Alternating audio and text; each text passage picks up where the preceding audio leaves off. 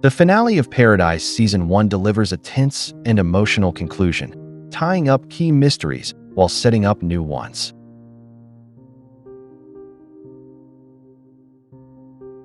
The episode begins with a flashback from 12 years ago, showing the early days of the bunker's construction.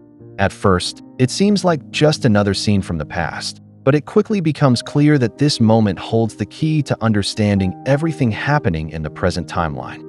A project manager overseeing the construction discovers a horrifying truth. Workers are dying from arsenic sulfide poisoning. This deadly chemical is leaking into their system, slowly killing them. Realizing the danger, the project manager demands that the entire operation be shut down to prevent more deaths. However, instead of fixing the problem, those in charge choose to cover it up. They see the bunker as the only chance for survival, and they are willing to sacrifice human lives to complete it. To keep him from exposing the truth, they lock him out of the site, cutting him off from the project.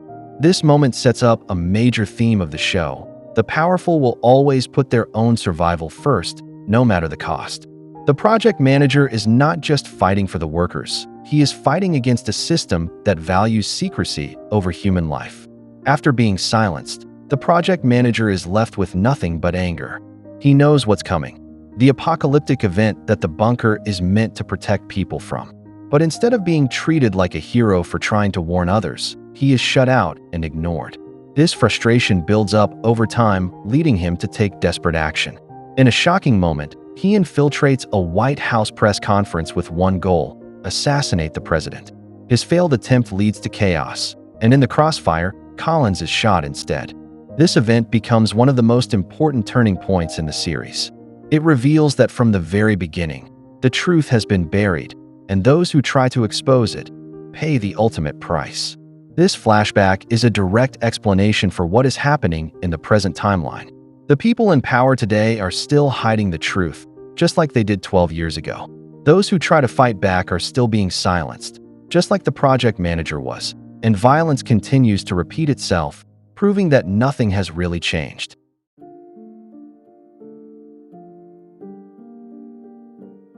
As the episode shifts back to the present timeline, the ongoing battle for control inside the bunker reaches a breaking point. Collins, Robinson, and their team make a difficult choice. Instead of continuing to fight, they surrender. This decision isn't made out of trust, but out of necessity. They understand the reality of their situation. Fighting back now means death, and survival requires patience. But surrender does not mean freedom. Even without weapons, they remain under the control of those in power. This moment highlights one of the show's biggest themes. Power is not just about weapons or force. It's about control over people's choices. By surrendering, Collins and his team are still trapped in a system where they have no real say in what happens next. Driscoll reassures Redmond that Presley will stay quiet, but her tone makes it clear that this is not an act of kindness. It is a warning. Even though Presley is just a child, she is still a piece on the chessboard. Keeping her quiet is not about protecting her. It is about ensuring she doesn't become a threat to those in power.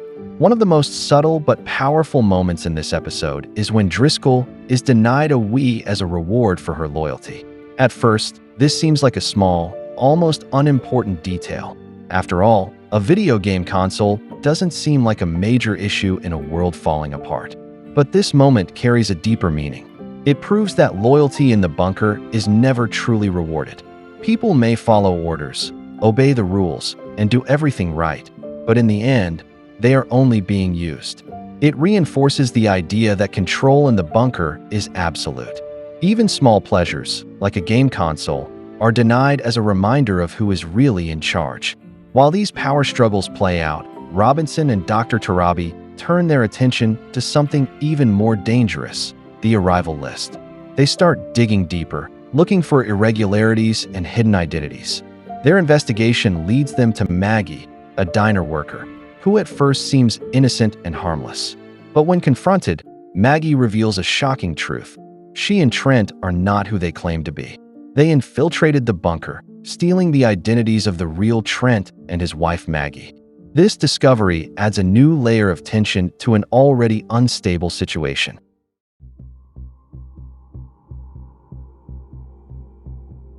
Collins stumbles upon a hidden trail of notes, carefully left behind by Bradford in library books. Each note hints at a deeper mystery, leading Collins to believe that Bradford had secrets he wanted someone to find. But before he can fully decode the message, Trent attacks him, knocking him unconscious. This moment shifts the episode's momentum.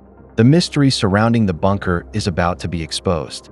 When Collins regains consciousness, he finds himself face to face with Trent, who no longer hides the truth. With nothing left to lose, Trent confesses everything. He and Maggie were never supposed to be in the bunker. They stole the identities of the real Trent and Maggie, taking their place in order to secure survival. At first, this deception felt like a blessing. They had escaped the chaos outside and built a new life. But then, Trent came face to face with the president, the man he had blamed for everything. Seeing him alive and in control reignited his anger. Trent felt that the powerful were untouchable, and he couldn't accept that. So he acted on his rage. He snuck into Bradford's bedroom. He used a construction tool on display as a weapon, and he murdered the president. Bradford's death wasn't an accident. It was an act of revenge. After Trent revealed his crime, he makes one final move. He leaves Collins behind and walks toward the skylight's maintenance dome.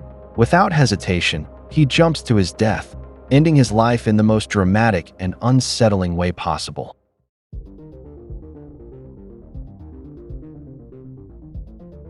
After learning the truth about Bradford's murder, Collins is focused on one thing: finding his daughter. His determination drives him to confront Redmond, demanding to see her no matter the cost. Driscoll steps in and shoots Redmond, though non-fatally. This moment is significant as it marks her standing up to Redmond, demonstrating that she has the power to eliminate her if she chooses, all while convincing Collins that she is on his side.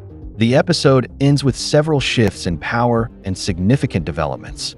Redmond, despite being shot, is recovering, and the power dynamics in the bunker will likely shift back in her favor soon. Driscoll, seemingly unaffected, enjoys playing a Wii game. Jeremy, once isolated, is now gathering supporters, hinting that a rebellion might be brewing inside the bunker, creating tension for what's to come. But the most pivotal moment comes when Collins takes a bold step. He pilots an aircraft and leaves the bunker in search of his wife. This action signifies hope. Leaving the bunker represents his last chance at finding his wife and rebuilding his life, despite the odds. Risk: it's a gamble he must make to find what remains, and if his wife is still alive. And the unknown: will Collins find his wife, or will the outside world be even more dangerous than the bunker? The finale leaves us with questions and leaves the door open for a thrilling continuation of his journey in Season 2. Make sure to like and subscribe if you enjoyed this video, and I will see you in the next one.